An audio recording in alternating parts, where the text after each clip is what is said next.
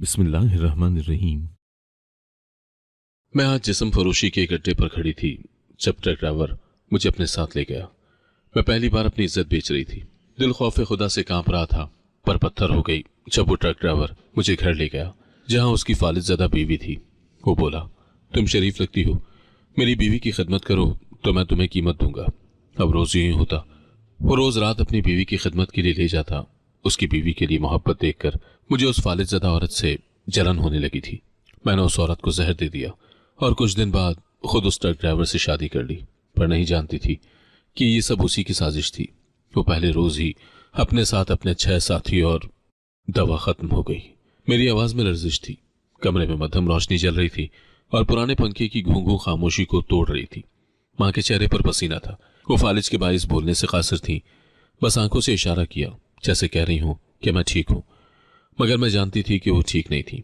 उनके बिस्तर के पास खाली दवाई की बोतलें रखी थी और एक छोटे बर्तन में दलिए के बचे हुए धोने वाले। बाहर रात फैल चुकी थी। आसमान पर बादल थे जैसे वो भी रो रहे हों। बिजली बार बार जा रही थी और बार बार जब अंधेरा छाता मुझे लगता जैसे मेरा जमीर भी थोड़ा और बुझ गया। मैंने चूल्हा जलाने की कोशिश की। लकड़ी गीली थी। धुआं उठा तो आंखों में पानी भर आया। मां ने कराह कर करवट ली। मैं उनके करीब गई, उनके बालों को सहलाया और कहा, अम्मी मैं कुछ कर लूंगी, बस आप फिक्र न करें, कल तक दवाई आ जाएगी। कसम से वो कुछ बोल न सकी, मगर उनकी आंखों से आंसू बह निकले। मैंने वो आंसू अपने हाथ से पोंछे, मगर दिल के अंदर कुछ छुप गया था।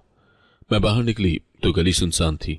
एक तरफ गधे गाड़ी वाली का खाली ठेला पड़ा था, दूसरी तरफ वही चाय की दुकान जहां मैं कभी बर्तन धोती थी। मगर पिछले हफ्ते मालिक ने कह दिया था, अब नया बच्चा रख लिया है तो तुम मत आना। मैंने आसमान की तरफ देखा और आहिस्ता से दुआ की, ऐ मेरे रब, मेरी मां को शिफा दे दे, मैं बस थक गई हूं। दिल मुतमईन हुआ, मगर हकीकत ने फौरन झटका दिया। दुआ से दवा नहीं आती, पैसे चाहिए।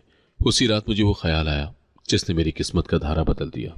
पड़ोस की खाला नुसरत जो कुछ दिन पहले कह रही थी, बेटी शहर में अड्डा है, वहां काम मिल जाता है, बस थोड़ा हौसला चाहिए। मैंने तब नफरत से मुंह मोड़ लिया था, मगर आज वही लफ्ज उम्मीद बन गए। मैं वापस घर आई। मां सो चुकी थी। मैंने चादर ओढ़ी और आईने के सामने खड़ी हो गई। मेरी आंखों में डर था, मगर चेहरा अब भी मासूम था।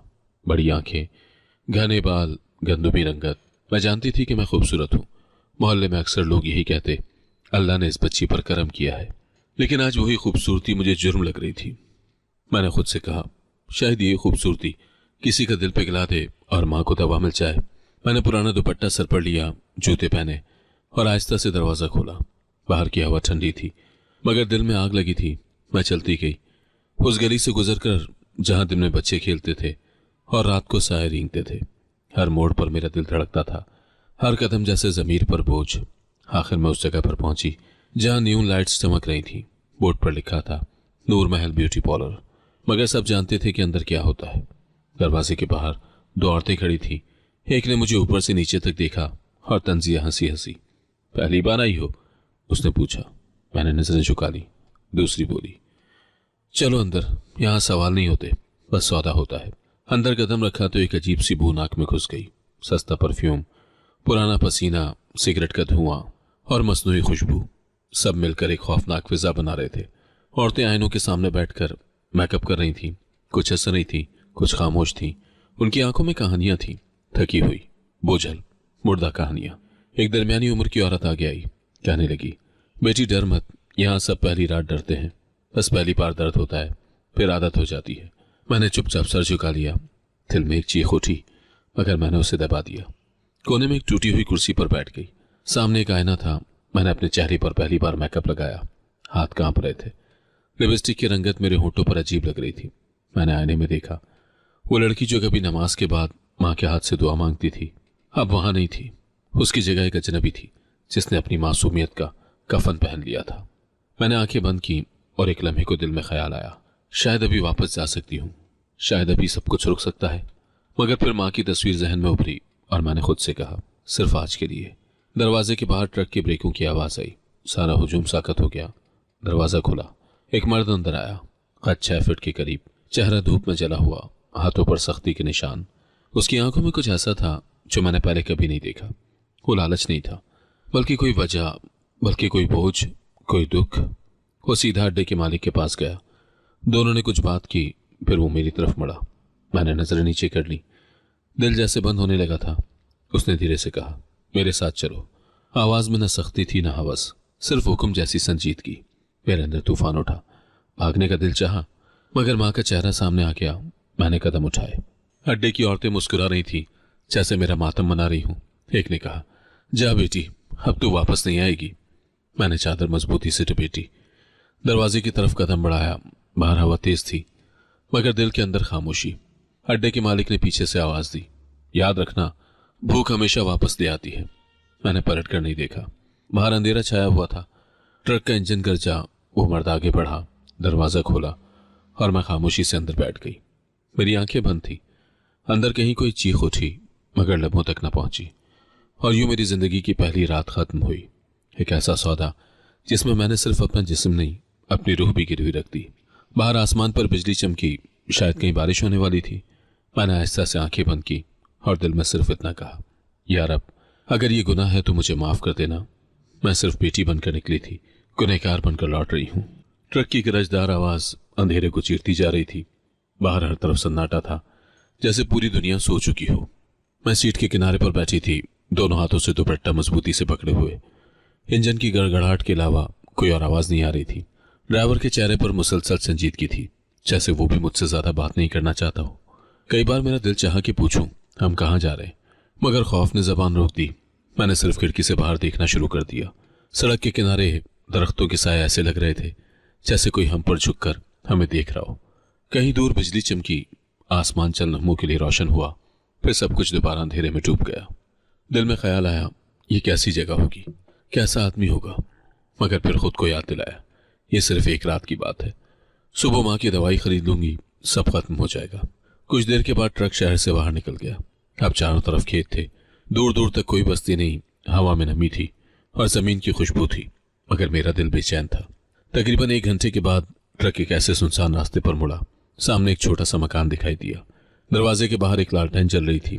ट्रक रुकने की आवाज ने मेरे दिल की धड़कन बढ़ा दी। ड्राइवर नीचे उतरा।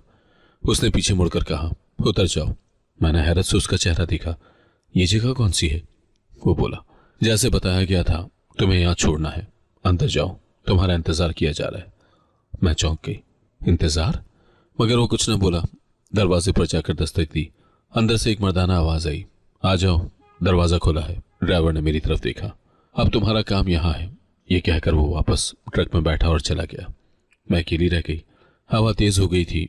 मैंने आहिस्ता से दरवाजा धकेला और अंदर कदम रखा। अंदर दाखिल होते ही मुझे हैरत हुई। ये कोई अड्डा या हवस की जगह नहीं थी, बल्कि एक सादा मगर बेहद साफ सुथरा घर था। दीवारों पर कुरान की आयत लगी थी और एक कोने में तस्बीह रखी थी। कमरे के बीच में एक चारपाई थी जिस पर एक जवान औरत लेटी थी। उसका चेहरा चांदनी जैसा सफेद मगर जर्दी लिए हुए, लंबे बाल टखने के नीचे बिखरे थे। दरवाजे के करीब खड़ा एक शख्स मेरी तरफ बढ़ा। वो उम्र में शायद 30 के लगभग था। साफ लिबास पहने, दाढ़ी में हल्की सी सफेदी, चेहरे पर थकन और आंखों में सुकून। तुम वही हो ना जिसे आरिफ लाया था? मैंने सर हिला दिया। जी, उसने कहा था मुझे यहां छोड़ने का हुक्म मिला है। वो बोला, हाँ मैंने बुलाया था, मेरी बीवी बीमार है। फालिज ने 2 साल से बिस्तर से बांध रखा है। इसे खिदमत के लिए किसी औरत की जरूरत है। मैं चौंक गई। खिदमत? वो बोला, हाँ, खाना, सफाई, दवा, बस यही। तुम्हें इज्जत से रखा जाएगा और तुम्हें वो ज्यादा से ज्यादा दिया जाएगा जो वहां तुम्हारे जैसी लड़कियों को मिलता है। मैं खामोश खड़ी रही। ये सब मेरी तवक्को से बिल्कुल मुख्तलिफ था। मैंने सोचा, क्या ये जाल है या वाकई नहीं की? उसने धीरे से कहा, डरने की जरूरत नहीं। मेरी बीवी बोल नहीं सकती मगर सब समझती है। वो जवान है, जिंदगी से भरपूर थी, मगर बीमारी ने सब छीन लिया। मैंने एक लम्हा औरत के चेहरे को देखा। वो वाकई खूबसूरत थी, जैसे कोई सोई हुई गुड़िया। क्या मैं उसके पास बैठ जाऊं? हाँ बैठो, इसे पानी पिला दो। मैं उसके करीब गई। वो आंखों से देख रही थी, बोल नहीं सकती थी। मैंने प्याले में पानी डाला और उसके लबों के करीब किया। वो मुश्किल से घूंट भर सकी, फिर आहिस्ता से आंखें बंद कर ली। मैंने उसके चेहरे से बाल हटाए तो उसके होंठों पर हल्की सी मुस्कुराहट उभरी, जैसे वो कहना चाह रही हो, शुक्रिया। कमरे में सुकून फैल गया। बाहर से सहन में लालटेन की मध्यम रोशनी अंदर आ रही थी। वो मर्द जा चुका था, शायद तिलावत के लिए दूसरे कमरे में गया था। मैंने आहिस्ता आहिस्ता औरत के हाथ दबाने शुरू किए। उसकी उंगलियों की सख्ती ने मुझे बता दिया कि बीमारी ने जिस्म को किस तरह जकड़ रखा है। मैंने चूल्हे पर हांडी रखी, चावल और दाल मिली हुई थी। खुशबू पूरे कमरे में फैल गई। मैंने निवाले छोटे किए, एक एक करके उसके मुंह में डालने लगी। वो कुछ खाकर थक गई, मगर उसकी आंखों में इत्मीनान झलक रहा था। फिर अचानक उसकी आंखों से 2 आंसू निकले। मैं घबरा गई। दर्द हो रहा है? वो बोल नहीं सकी, बस मेरी तरफ देखती रही। मेरे दिल की दीवारों पर जैसे सुकून बरस गया। मैंने आंखें बंद की और दिले दिल में दुआ की, या रब, अगर आज मैंने कुछ अच्छा किया है तो मेरी माँ को शिफा दे देना। वो औरत सो गई। मैंने चादर सीधी की, लालटेन की रोशनी कम की और बाहर निकली। सहन में वो शख्स बैठा तस्बीह कर रहा था। मुझे देखकर बोला, शुक्रिया, तुम्हारे हाथों में नरमी है। मेरी बीवी मुतमईन लग रही थी आज। मैंने नजरें झुकाई। मैं कल भी आ जाऊं? वो बोला, हाँ, अगर आना चाहो तो। यहाँ खौफ नहीं, सिर्फ खिदमत है। मैंने सर हिला दिया। दिल के अंदर सुकून का एक कतरा टपक पड़ा। बाहर आसमान साफ था, चांद चमक रहा था, हवा में मिट्टी की खुशबू घुली थी। मैंने सोचा मैं आज गुनाह के लिए निकली थी, मगर शायद नेकी की राह दिखा दी गई। वो रात मेरी जिंदगी की पहली ऐसी रात थी जिसमें न खौफ था न शर्म, सिर्फ सुकून, सिर्फ खामोशी, सिर्फ रोशन। मैं रोज वहां जाने लगी जैसे ये मेरी नई और अजीब मुलाजमत थी। रोजाना मैं माँ की दवा का बंदोबस्त करती और फिर बस पकड़कर उस छोटे से मकान से चल पड़ती। हर सुबह जब मैं उस घर में दाखिल होती, मेरे दिल में एक अजीब सी राहत होती, जैसे मैं एक गंदी दुनिया से निकलकर किसी पुरसुकून पनाहगाह में आ गई हूँ। वो हर रोज मुझे पैसे देता, मगर उसके लहजे में न नरमी थी न हवस का कोई इशारा। उसका रवैया हमेशा गैर जज्बाती और पेशावराना रहता। वो मुझे पैसे देता जैसे किसी नर्स को मजदूरी दी जा रही हो, और फिर अपनी बीवी की देखभाल में लग जाता। उसका ये सर्द और रस्मी रवैया मुझे हैरान भी करता और कहीं न कहीं अंदर से चुभता भी था। मैं एक खरीदी हुई औरत थी, मगर वो मुझे एक इंसान की तरह बल्कि एक मुलाजिम की तरह देख रहा था। मैंने देखा वो अपनी बीवी के बाल बनाता, उसके कपड़े बदलता, कभी कभी किताब पढ़कर सुनाता। उसकी हर हरकत में एक बेलौस मोहब्बत और फर्ज की गहराई थी। उसकी आवाज बीवी के पास जाकर खुद ब खुद नर्म हो जाती, जैसे किसी मुकद्दस चीज से बात कर रहा हो। कभी उसके चेहरे को छूता नहीं, सिर्फ एहतियात और एहतराम से काम करता, बस मोहब्बत से देखता। एक ऐसी मोहब्बत जो वक्त और हालात के हाथों भी टूटी नहीं थी। उसकी निगाहों में माजी की हसीन यादें और हाल का बोझ साफ दिखाई देता था। मेरे दिल में हसद ने जन्म लिया, एक गहरी काली हसद। यह हसद उस मर्द की मोहब्बत से थी, ना कि उसकी हवस से। मैंने खुद को कभी मोहब्बत के काबिल नहीं समझा था, और अब जब मैंने उसे इतने करीब से देखा तो मेरे अंदर एक खला पैदा हो गया। मैं सोचती, क्या मेरी खिदमत में कोई कमी है? मैं तो उसकी बीवी की देखभाल दिन रात कर रही थी, उसके जिस्म की सफाई कर रही थी, मगर वो मुझे एक लम्हे की भी मोहब्बत या कम से कम एक हकीकी मुस्कुराहट क्यों नहीं देता था? वो औरत क्यों उसके दिल में जगह रखती थी, जबकि मैं उसके लिए हर काम कर रही हूँ? मेरी खूबसूरती, मेरा सारा वजूद उसकी बीवी के सामने बेमायनी था। फालिद ज़दा बिस्तर पर पड़ी उस औरत के पास वो सब कुछ था जो मैं बेचकर भी खरीद नहीं सकती थी, अपने शौहर की वफादारी और बेपनाह मोहब्बत। मेरे दिल में यह ख्याल आया कि अगर वो औरत बिस्तर पर ना होती तो शायद मैं उस मर्द की जिंदगी में कोई जगह बना सकती। रात को जब मैं घर लौटती तो मेरे कदम बोझल होते। मैंने उस दिन भी अपने आईने में अपना चेहरा देखा, और अब मेकअप के पीछे भी मेरी आंखों में शिकस्त और हसरत के साए साफ दिखाई दिए थे। मैंने आईने में अपने आप से सवाल किया, क्या मैं सिर्फ एक जिस्म हूँ जिसकी कोई रूहानी कदर नहीं? मैं खूबसूरत हूँ, जिंदा हूँ, काम कर सकती हूँ, फिर भी एक बेजान जिस्म ने मुझे शिकस्त दे दी। यही हसरत जहर बनने लगी, एक ऐसा जहर जो मेरे ख्यालात को आलूदा कर रहा था। मेरे अंदर की नेक लड़की जो माँ की भूख मिटाने आई थी, अब एक जुनूनी औरत में बदल रही थी। मैंने उस औरत को एक रुकावट समझना शुरू कर दिया, एक ऐसी दीवार जो मुझे उस मर्द की मोहब्बत तक पहुंचने से रोक रही थी। मेरे जहन में साजिशें बनने लगी, छोटे छोटे स्याह मंसूबे जिनका मकसद सिर्फ एक ही था, उस औरत को उस बिस्तर से हटा देना। हसद की आग ने मेरे अंदर की इंसानियत को जलाकर राख कर दिया था। मैं भूख से नहीं लड़ रही थी, मैं मोहब्बत की भूख से लड़ रही थी। मैं एक औरत की जिंदगी का सौदा करने पर तैयार थी ताकि किसी दूसरे की मोहब्बत हासिल कर सकूं। एक शाम उसकी बीवी ने मुझसे बात की। वो मुश्किल से बोल पाती थी, आवाज रुकी हुई और थकी हुई थी, मगर उसके लहजे में गहरी मिठास और शफकत थी। उसने अपने हाथ से मेरा हाथ पकड़ा और बड़ी मुश्किल से कहा, बेटी, अल्लाह तुम्हें खुश रखे, तुम्हारे हाथों में सुकून है। जब तुम मेरा जिस्म दबाती हो तो मुझे एक अजीब सी राहत मिलती है। तुम्हारी खिदमत में बरकत है। उसके अल्फाज सच्चे थे, दिल की गहराइयों से निकले हुए। मैंने झींप कर बस मुस्कुरा दिया, मगर दिल में एक अजीब सा दर्द उभरा। यह दर्द नदामत का था, उस हसद का था जो मैंने उसके लिए पाली थी। ये दर्द उसकी मासूमियत और मेरी साजिश के तसादुम से पैदा हुआ था। ये एक ऐसा लम्स था जो मेरे अंदर की गंदगी को साफ करने की कोशिश कर रहा था। उसने मेरा हाथ पकड़कर कहा, मेरे शौहर का ख्याल रखना, वो तन्हा है। ये बात उसने एक गहरी नजर मुझ पर डालकर कही, जैसे वो मेरे और अपने शौहर के बीच की गैर मरई कशिश को महसूस कर चुकी हो। जब मैं चली जाऊंगी तो वो अकेले रह जाएंगे। तुम एक अच्छी लड़की हो, उसे सहारा देना। उसके ये अल्फाज मुझ पर एक बिजली बनकर गिरे। वो औरत मुझे खुद अपने शौहर के लिए तजवीज कर रही थी। उसकी मोहब्बत इस कदर बेलौस थी कि वो अपने शौहर की खुशी के लिए मेरी किस्मत को कबूल करने को तैयार थी। मैं खामोश रही। मैंने उसकी आंखों में देखा, जहां कोई डर, कोई हसद, कोई सवाल नहीं था, सिर्फ एक खालिस मोहब्बत और सुकून था। उस लम्हे मेरा जहर पिघलने लगा और मैंने इरादा किया कि मैं अपने काले ख्याल को दफन कर दूंगी। मगर उस रात मुझे नींद ही नहीं आई। पूरी रात में बिस्तर पर करवटें बदलती रही। मेरे जहन में उस औरत के अल्फाज गूंजते रहे, मेरे शौहर का ख्याल रखना। ये अल्फाज एक जिम्मेदारी के बजाय एक मौका बनकर सामने आए।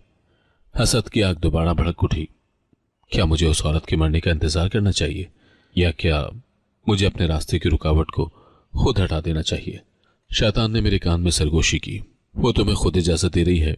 तुम उसके शौहर को खुश कर सकती हो। तुम उस मर्द की मोहब्बत के मुस्तहिक हो। सुबह का वक्त था, परिंदे चहचहा रहे थे, मगर मेरे दिल में तूफान बरपा था। सुबह जब वो दवा मांग रही थी तो मैंने उसे एक छोटी सी शीशी दिखाई। मैंने शीशी में जहर मिला दिया। जहर मैंने शहर से एक हिकमत वाले से खरीदा था, यह कहकर कि चूहों के लिए है। मेरे हाथ पे इख्तियार कांप रहे थे। मेरी सांसें रुक गई थी। मेरे पूरे जिस्म पर पसीना आ गया। एक लम्हे के लिए मैंने बोतल फेंक देने का सोचा, मगर फिर उस मर्द का चेहरा मेरी आंखों के सामने आ गया और दिल में हसद फिर से भड़क उठा। मेरी रूह ने एक चीख मारी, मगर मेरी अकल ने उसे दबा दिया।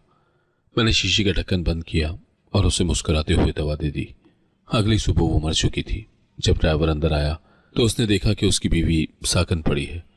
मैंने अपने चेहरे पर दुख का एक छोटा मास्क लगाया। उसने अपनी बीवी को छुआ और फिर एक लंबी हौलनाक चीख मारी। उसकी चीख में 2 साल का बोझ, बेबसी और मोहब्बत का खात्मा था। ये चीख मेरे ज़मीर को भी चीर गई। मेरे हाथ अभी भी कांप रहे थे। मैं अब एक कातिल थी। घर में मातम था, एक खामोश वीरान मातम। औरतें पड़ोस से आई थीं, चादरें ओढ़े, सर झुकाए, मगर वो मर्द किसी से बात नहीं कर रहा था। वो मर्द चुपचाप बैठा रो रहा था। उसके आंसू एक तवील खामोशी के बाद टूटने का सबूत थे।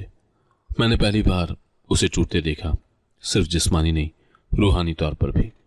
वो आदमी जो हमेशा मजबूत और खामोश रहता था, आज बच्चों की तरह रो रहा था। दिल के किसी कोने में नदामत उठी, एक छोटी सी किरण, मगर जल्द ही दब गई। मैंने अपने आप को समझा लिया कि ये सब अच्छे के लिए हुआ है। वो औरत अजियत में थी, अब उसका दुख खत्म हो गया। अब मैं आज़ाद हूँ। नदामत की जगह एक सर्द खुदगर्ज इत्मीनान ने ले ली। मैंने मातम करने वाली औरतों की खिदमत की, एक वफादार खादिमा का किरदार निभाया। कुछ दिन गुजर गए और उस मर्द ने अपने गम को समेटा। एक शाम जब सब जा चुके थे, उसने मेरी तरफ देखा। उसकी आंखों में अब भी नमी थी, मगर एक फैसला भी था। उसने कहा, तुमने मेरी बीवी का ख्याल रखा, उसकी वफात तक तुमने मुझे तन्हा नहीं छोड़ा। उसने मेरी तरफ एक ऐसी नजर से देखा जो तारीफ और शुक्रगुजारी से भरी थी। तुम जैसी औरत नायाब है, मैं दोबारा अकेला नहीं रह सकता, मुझसे शादी कर लो। उसकी पेशकश ने मुझे हैरान कर दिया, मगर खुशी का एक ऐसा शदीद झोंका मेरे दिल से गुजरा जो मैं बयान नहीं कर सकती। मैंने खामोशी से हाँ कर दी।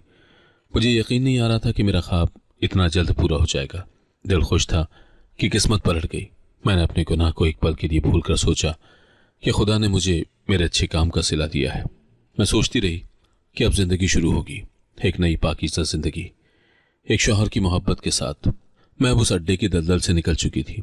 मैं अब एक काबिल एहतराम बीवी बनने जा रही थी, मगर मैं नहीं जानती थी कि अंजाम शुरू हो चुका है। मेरी जीत सिर्फ एक भारी और हौलनाक हार का पेश खैमा थी। शादी के बाद वो बहुत बदल गया। ये वो तब्दीली नहीं थी जिसकी मैंने तवक्को की थी। मैंने सोचा था कि वो मुझे मोहब्बत और तवज्जो देगा, मगर उसने खुद को मेरे से और घर से दूर कर लिया। वो एक खामोश थका हुआ आदमी बन गया, जिसकी आंखों के गिर्द गहरे स्याह हल्के थे। उसकी खामोशी एक गहरी खाई की तरह थी जिसे मैं अबूर नहीं कर सकती थी। कभी कभी वो मेरी तरफ ऐसे देखता जैसे कोई राज छुपा हो। उसकी निगाह में एक सर्द परखने वाला इस्तफामिया होता, जैसे वो मेरे चेहरे के पीछे कुछ तलाश कर रहा हो। मुझे लगता था कि उसकी आंखों में उसकी पहली बीवी का साया है और वो मुझे उससे मिलाकर देख रहा है। उसकी ये नजरें मेरे दिल को ठंडा कर देती। मैंने उसे खुश करने की हर कोशिश की, उसके लिए नए नए खाने बनाए, घर को सजा कर रखा, उसका लिबास संवार कर रखती। मैं हर तरह से एक मिसाली बीवी बनने की कोशिश कर रही थी, मगर वो मेरी कोशिशों को या तो नजरअंदाज कर देता या बस एक मुख्तसर तबसरा करके खामोश हो जाता। वो बस कहता, वक्त आने दो, सब ठीक हो जाएगा। ये एक ऐसा जुमला था जो एक उम्मीद भी देता था और एक धमकी भी लगता था। मुझे समझ ही नहीं आती थी कि किस वक्त का इंतजार है और क्या चीज ठीक हो जाएगी, जबकि मुझे लगता था कि सबसे बड़ी मुश्किल तो हल हो ही चुकी है। रातों को वो देर से घर आता, कई बार तो सुबह सवेरे वापस आता, कभी वो बाहर किसी से फोन पर बात करता सरगोशियों में, और जैसे ही मैं करीब जाती तो वो फोन रख देता। मैंने बारहा पूछा कि वो कहाँ होता है, मगर उसका जवाब हमेशा गोलमोल होता। मैंने पूछा तो वो बोला, ट्रक वालों के साथ काम बढ़ गया है, रात को सामान की लोडिंग होती है, इसीलिए देर हो जाती है। उसका जवाब माकूल लगता था, मगर मेरे दिल में वहम पैदा हुआ, एक छोटा सा चोर जो अब मेरे सुकून को छीनने लगा था। मगर मैंने खुद को समझा लिया। मैंने सोचा कि वो पहली बीवी के गम में है और उसे वक्त चाहिए। शादी को 2 हफ्ते गुजर चुके थे, घर वही था, मगर अब उसकी हर चीज पर मेरा इख्तियार था। मैंने घर के पुराने और उदास नक्शे को बदलना शुरू कर दिया था। मैं हर रोज सुबह सवेरे उठती, सहन में झाड़ू देती और उसके लिए गर्मा गर्म नाश्ता बनाती। मैंने दीवारों पर लगी उसकी पहली बीवी की मध्यम तस्वीरों को हटाकर एक कोने में रख दिया था और उनकी जगह बाजार से लाए सस्ते चमकदार फूलों वाले फ्रेम लगा दिए थे। मेरा शौहर अब भी खामोश था। एक दोपहर वो ट्रक लेकर शहर से बाहर गया हुआ था। मुझे 2 दिन की मोहलत मिली थी। मैंने सोचा कि आज इस घर का वो आखिरी कोना भी साफ कर दूंगी जो उसकी पहली बीवी की याद दिलाता था। उसका पुराना लकड़ी का संदूक, वो संदूक उसके बिस्तर के नीचे रखा था। उस पर एक छोटा सा पीतल का ताला लगा था। मैंने पहले भी कई बार उसे खोलने की कोशिश की थी, मगर उसने सख्ती से मना किया था, इसमें कुछ नहीं, बस पुराने कागजात हैं। मगर आज मैं बीवी के हक से उसे खोलना चाहती थी। मुझे वो चाबी मिल गई जो वो हमेशा अपनी जेब में रखता था। आज गलती से पुरानी जैकेट में रह गई थी। मेरे हाथ कांप रहे थे आधे जुर्म के एहसास से। ताला खुला, एक मध्यम पुरानी खुशबू का भभूका मेरे नथनों से टकराया। संदूक के अंदर चीजें बड़ी तरतीब से रखी थी। एक सुर्ख कामदार दुपट्टा, शायद उसकी शादी का, कांच की चंद रंगीन चूड़ियां, सूखे हुए गुलाब के फूल और सबसे नीचे एक मखमली डायरी। मेरा दिल धक से रह गया। ये उसकी बीवी की डायरी थी। मैंने कांपते हाथों से डायरी खोली। पहला सफ़ा खाली था, दूसरे पर बिस्मिल्लाह लिखी थी और तीसरे सफ़े से उसकी तहरीर शुरू थी। उसकी लिखाई बहुत खूबसूरत थी, मोतियों जैसी। आज हमारी शादी को 1 साल हो गया। इन्होंने मुझे सुबह सुबह जगाया और मेरे बालों में ये चमेली के फूल लगाए। कहते हैं तुम्हारी खुशबू के बगैर मेरा ट्रक नहीं चलता। मैं कितना हंसी। वो इतने मजबूत और सख्त जान है, मगर मेरे सामने एक बच्चे की तरह है। अल्लाह का शुक्र है उसने मुझे इतनी मोहब्बत करने वाला शौहर दिया। मेरे हलक में कांटे चुभने लगे। मैंने जल्दी से वर्क उल्टा। आज तबीयत कुछ खराब थी, डॉक्टर कहता है कमजोरी है, मगर मुझे लगता है कि मेरी दुनिया में कोई नया मेहमान आने वाला है। मैंने भी उन्हें नहीं बताया। शाम को जब वो आएंगे तो उनके लिए खीर बनाऊंगी और फिर ये खुशखबरी दूंगी। वो कितने खुश होंगे। मेरे हाथ पसीने से भीग गए। मैंने आगे बढ़ा। मेरा खौफ सच निकला, हमल जाया हो गया।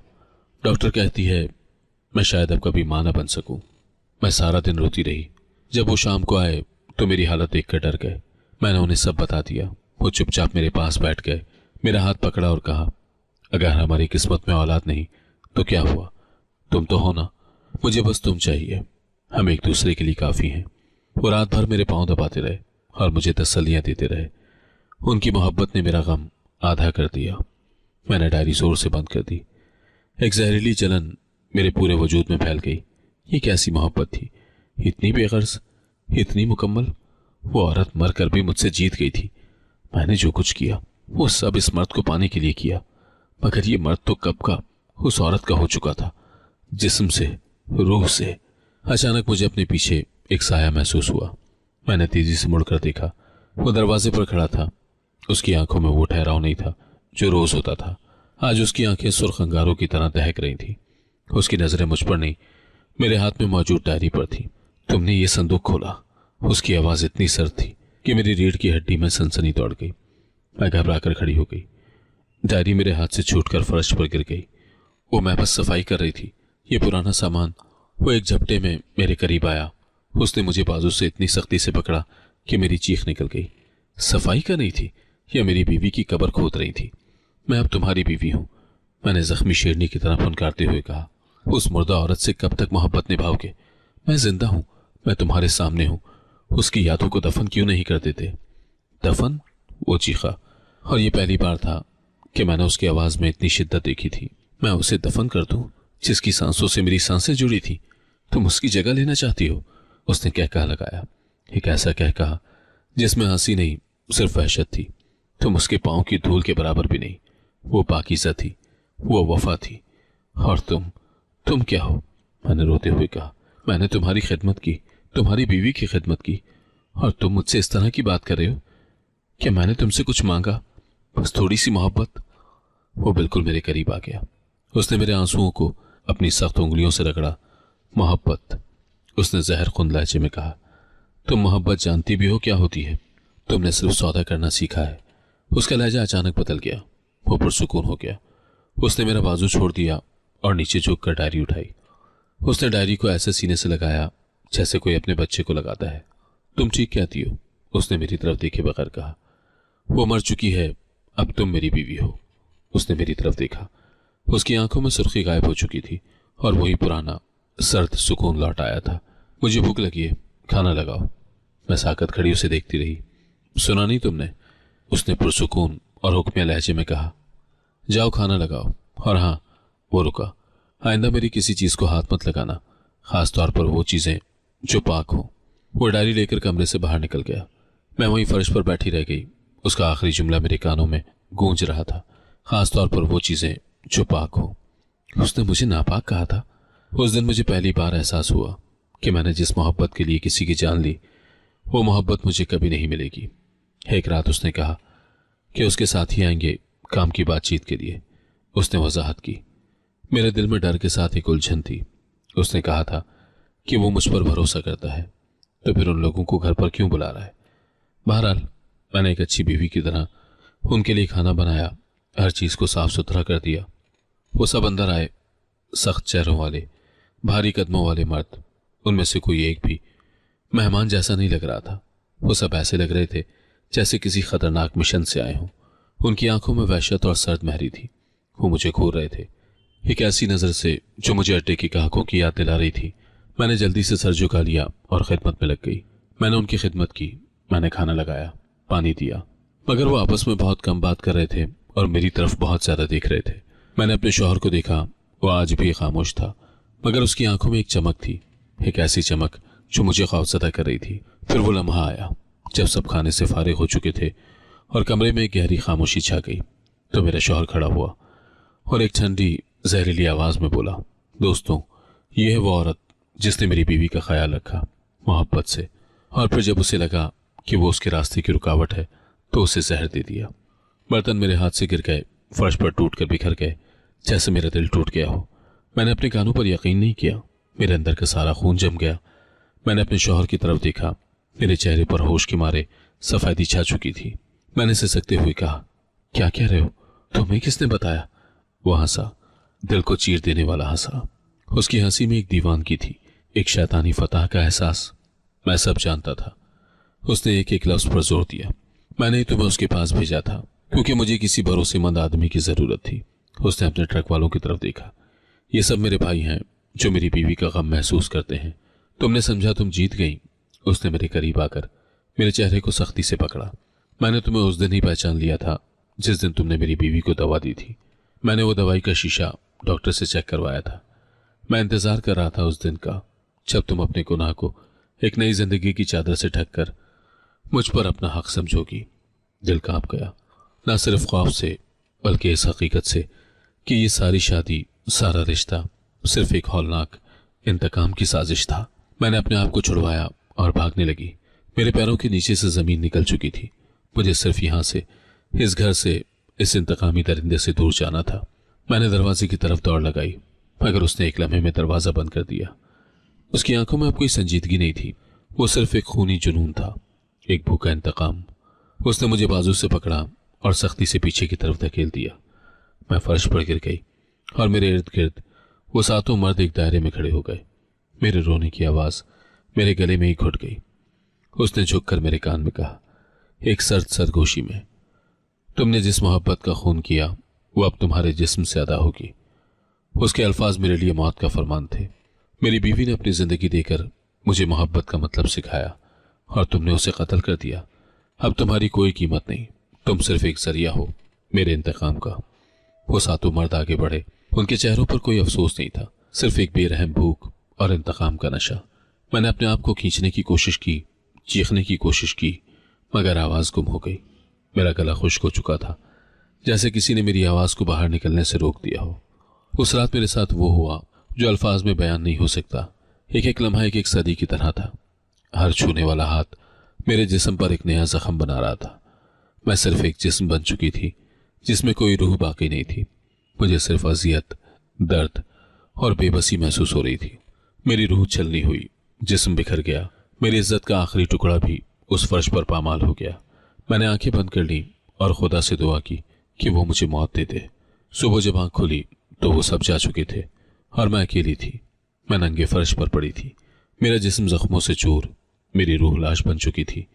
मेरे चारों तरफ खून के धब्बे थे जो मेरी नाकामी, मेरी सजा और उस इंतकाम की गवाही दे रहे थे। मैं उठी। मुझे मालूम नहीं था कि मेरे अंदर इतनी हिम्मत कैसे आ गई, मगर मैंने अपने आप को समेटा, एक टूटा हुआ साया बनकर। मैंने जैसे तैसे अपने कपड़े पहने। मेरे जिस्म का हर हिस्सा दर्द कर रहा था। मेरा दिमाग मफलूज हो चुका था। कोई ख्याल, कोई सोच बाकी नहीं थी। मैं एक रोबोट की तरह हरकत कर रही थी। दरवाजे पर एक लिफाफा रखा था। मेरा हाथ कांप रहा था जब मैंने उसे उठाया। मैंने खोला। उसमें कुछ पैसे थे और एक कागज का टुकड़ा। मेरे शौहर की हैंडराइटिंग में कुछ लिखा था। कागज पर लिखा था, ये तुम्हारा हिस्सा है, ये वही कीमत है जो तुम अदा करने आई थी, और ये वही कीमत है जो तुम्हारी औकात थी।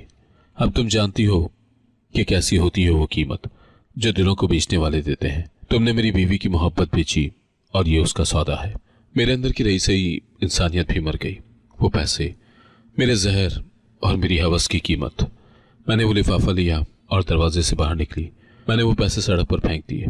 एक एक नोट बारिश के कतरों में भीग रहा था। ये मेरे गुनाह की आखिरी निशानी थी। मैंने अपने पिछले सारे गुनाहों का हिसाब उस रात चुकाया था। चलते चलते मैं दोबारा उसी अड्डे पर जा पहुंची जहां से सब शुरू हुआ था। वहां वही बदबू, वही शोर, वही तारीकी थी। मैं सड़क के किनारे खड़ी हो गई। मुझे कोई मंजिल याद नहीं थी, मगर अब मैं वो लड़की नहीं थी। वो मासूम, खौफसदा, मजबूर लड़की मर चुकी थी। ना खौफ, ना शर्म। मेरी आंखों में अब किसी चीज की परवाह नहीं थी। दुनिया में किसी की नजर, किसी का फतवा मेरे लिए कोई मायने नहीं रखता था। बेइंतहा खला जो मेरी रूह को खा चुका था। मैंने खुद को अड्डे के मालिक के सामने खड़ा पाया। उसके चेहरे पर ताज्जुब था। मैंने कुछ नहीं कहा, बस खामोशी से बैठ गई। अड्डे की औरतों ने मुझे पहचाना। उनके चेहरों पर पहले ताज्जुब आया, फिर एक मिलीजुली हमदर्दी और फातिहाना मुस्कुराहट। उन्हें महसूस हो गया था कि मैं हार कर वापस आई हूं। एक औरत ने मेरे पास आकर कहा, वापस क्यों आई? मैंने तो सोचा था तुमने अमीर शौहर ढूंढ लिया है। मैंने उसकी तरफ देखा। मेरे होठों पर एक सर्द मुस्कुराहट आई। मैंने कहा, यही मेरा घर है। मुझे मालूम हुआ है कि इस घर के बाहर मेरा कोई घर नहीं है। मेरी आवाज में कोई लर्जिश नहीं थी, सिर्फ एक गहरी हकीकत थी। रात को जब अड्डे पर सरगर्मियां शुरू हुई तो एक ग्राहक आया, एक आम सा आदमी, थका हुआ और उदास। मैंने उसकी आंखों में खुद को देखा, खाली, टूटी हुई, मुरझाई हुई। वो बोला, पहली बार हो तुम? मैंने तुम्हें यहाँ पहले नहीं देखा। वो शायद मेरी बाकी मानदा जवानी और नएपन से धोखा खा गया था। मैंने अपने अंदर की लाश से बात की। मैंने कहा, अब कोई पहली बार नहीं बची। मेरी आवाज गहरी थी, जैसे कुएं की गहराई से आ रही हो। वो आदमी उलझन में पड़ गया, मगर उसने मजीद कोई सवाल नहीं किया। उस रात मैंने पहली बार गुनाह को गुनाह नहीं समझा। मुझे कोई एहसास जुर्म नहीं हुआ, कोई शर्म नहीं। मेरी रूह इतनी टूट चुकी थी कि गुनाह का एहसास उस तक पहुंच ही नहीं सकता था। शायद मैं वाकई मर चुकी थी। मैंने अपने जिस्म का सौदा किया, मगर मुझे मालूम था कि इस जिस्म के अंदर रहने वाली रूह कब की खत्म हो चुकी है। दिन हफ्तों में बदले और हफ्ते महीनों में। मेरा वजूद अड्डे का हिस्सा बन चुका था। मैं हर रात नए चेहरों के साथ रहती, मगर अंदर कुछ हरकत नहीं होती। मेरा दिल एक पत्थर बन चुका था जो न मोहब्बत महसूस कर सकता था, न दर्द। एक दिन एक छोटा लड़का मेरे पास आया। उसकी आंखों में मासूमियत और खौफ था। वो मेरे पास आकर खड़ा हो गया, हिचकिचाते हुए बोला, अम्मी बीमार हैं, 2 दिन से बुखार है, दवा चाहिए। मेरे पास पैसे नहीं है। उसकी आवाज में एक ऐसी सच्चाई थी जो मुझे अपनी माँ की याद दिला गई। मेरे दिल के उस छोटे से कोने में जहां मेरा ज़मीर दफन था, एक हल्की सी धड़कन महसूस हुई। मैंने जल्दी से अपने कपड़ों में छुपाए हुए अपने पैसे दे दिए। वो सारी रकम जो उस दिन मैंने कमाई थी वो भाग गया। उसके चेहरे पर इतनी खुशी थी कि मेरी आंखें भीग गईं। अजीब सा सुकून महसूस हुआ। यह सुकून किसी मर्द के लम्स या पैसे की हरारत से नहीं मिला था। यह सुकून किसी दूसरे इंसान की मदद करने से पैदा हुआ था। शायद अंदर कुछ अब भी जिंदा था। शायद मेरी रूह की आखिरी बची हुई किरण ने उस बच्चे के जरिए अपने आप को जाहिर कर दिया। ये मेरी पहली नेकी थी, मेरे आखिरी गुनाह के बाद। अड्डे पर जिंदगी मुसलसल बदलती रहती थी और एक शाम मैंने एक नई लड़की को देखा। एक साए की तरह कमरे के कोने में बैठी थी, खौफजदा, रोती हुई। उसकी आंखों में वही बेबसी, वही शर्म और वही शदीद खौफ था जो मेरी आंखों में उस पहली रात था। वो बिल्कुल वैसी ही थी जैसी मैं थी पहली रात। उसकी सिसकियां मुझे मेरे माजी में खींच ले गई। उसके चेहरे को देखकर मुझे पहली बार अपनी गलती का अंदाजा हुआ। मैंने उसके पास जाने का फैसला किया। मैंने उसका हाथ पकड़ा, वो कांप रही थी। मैंने उसे देखा और अपने तजुर्बे की सारी तलखी और दानाई को अपने लहजे में भरकर कहा, अगर चाहो तो भाग जाओ, अभी दरवाजा खुला है, वरना जिंदगी तुझसे खुद भाग जाएगी। यहां रुक गई तो तेरे पास मरने का भी हक नहीं बचेगा। मैंने उसे अपनी कहानी का एक गैर मरे खुलासा सुना दिया। वो दौड़ी, बच गई, पीछे मुड़कर भी नहीं देखा, जैसे किसी खौफनाक ख्वाब से जागी हो। मैंने उसे जाते हुए देखा। मैं मुस्कुरा दी। ये मुस्कुराहट तकलीफदेह थी मगर हकीकी। शायद ये मेरा पहला अच्छा अमल था, एक ऐसा अमल जो मेरे गुनाहों का बोझ तो हल्का नहीं कर सकता था, मगर मुझे यह एहसास दिला रहा था कि मेरे अंदर की माँ जो मजबूरी में अपना आप बेच रही थी, अब किसी भी बेटी को बचा सकती है। मैंने एक रूह को अड्डे की तारीकी में गिरने से बचा लिया और ये एक छोटी सी फतह थी। मैंने अड्डे पर सुना कि वही ट्रक ड्राइवर सड़क के हादसे में मर गया। लोग आपस में सरगोशियां कर रहे थे। वो ट्रक लेकर जा रहा था और किसी बड़े ट्राले से टकरा गया। खबर सुनकर मेरे दिल में कोई गम, कोई खुशी कुछ नहीं हुई, सिर्फ एक वीरान खामोशी थी। इंतकाम की कहानी खत्म हो गई थी। लोगों ने कहा कि उसकी लाश के पास कोई औरत रो रही थी, एक अजीब लिबास में, जिसका चेहरा ढका हुआ था, चलने फिरने से कासिर, मगर वहां खड़ी रो रही थी। मैंने सोचा शायद वो उसकी रूह थी जो लेने आई थी, शायद उसकी पहली बीवी जिससे वो सच्ची मोहब्बत करता था, अपने शौहर को उस इंतकाम के गुनाह से पाक करके अपने साथ ले जा रही थी। उन दोनों की मोहब्बत मौत के बाद भी सच्ची रही, जबकि मेरी हवस मुझे तबाह कर गई। मैंने दिल से कहा, तुम जीते रहो, मैं मर गई। तुमने अपनी मोहब्बत की हुर्मत रखी और इंतकाम लेकर अपनी बीवी का हक अदा कर दिया, और मैंने अपनी जिंदगी को एक गुनाह में बदल दिया।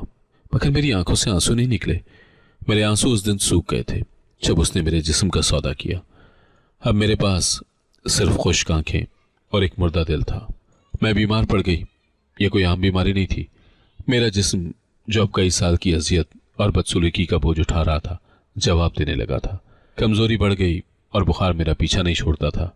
अड्डे की औरतें कहती थी, यह इसके गुनाहों की सजा है, यह हराम का पैसा है, इसका असर इसके जिस्म पर हो रहा है। मैं चुप रहती। उनकी बातों में सच्चाई थी और मैं अब इन सच्चाइयों का मुकाबला नहीं कर सकती थी। मेरा जिस्म मेरी रूह के गुनाहों का बोझ उठा रहा था। रातों को बुखार में वो मंजर दोहराता, एक फिल्म की तरह मेरे जहन में चलता। वो औरत जो मुझ पर भरोसा करती थी, जिसकी आंखों में मैंने प्यार देखा था, अब मेरा मजाक उड़ा रही थी। जो इंतकाम लेता था, अब मुझे धमकी दे रहा था। जमीर की अदालत में मेरा फैसला सुनाया जा चुका था और मेरी सजा ये थी कि मुझे जिंदा रहते हुए अपनी रूह का खात्मा देखना था। मेरी सेहत बिगड़ती जा रही थी और मैं अड्डे के काम के काबिल नहीं रही। मैंने अपना ठिकाना बदला और मस्जिद के करीब बैठना शुरू किया। मुझे कोई नमाज, कोई दुआ नहीं आती थी, मगर मैं बस वहां की पाकीज़ा हवा में रहना चाहती थी। आने जाने वाले मुझे हकीर समझते, अपने दामन समेट कर गुजर जाते, मगर मैंने अब उनकी नफरत को कबूल कर लिया था। मैं बस उनके चेहरों को देखती और सोचती, सबके अंदर एक टूटी हुई औरत या मर्द छुपा है।